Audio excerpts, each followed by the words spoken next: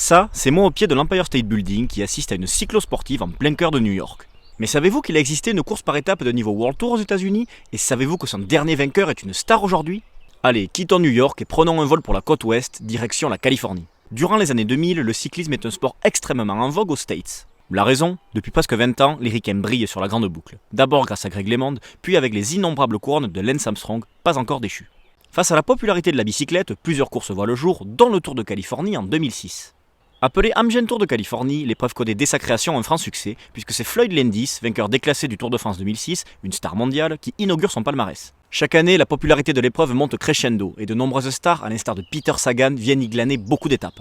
Robert Geschink en 2012, Bradley Wiggins en 2014, Peter Sagan en 2015, et même Julian Alaphilippe en 2016.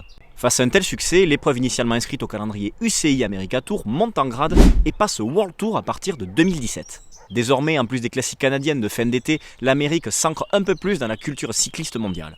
Ainsi, en 2018, c'est un jeune Colombien très prometteur qui lève l'Amgen Tour de Californie. Egan Bernal, un an avant sa victoire sur le Tour de France, remporte sa première course par étape World Tour. Et en 2019, pour la dernière édition du Tour de Californie, c'est un autre futur très grand nom qui vient lever les bras.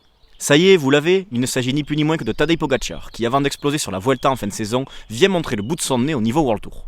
Malheureusement, le sacre de Pogacar sera l'ultime édition du Tour de Californie, victime du Covid, d'une baisse de popularité du cyclisme aux USA et donc fatalement d'un manque d'investissement financier pour maintenir une telle épreuve. Ainsi, connaissiez-vous le Tour de Californie et pensez-vous qu'une épreuve par étape World Tour puisse renaître aux USA? Dites-moi en commentaire ce que vous en pensez.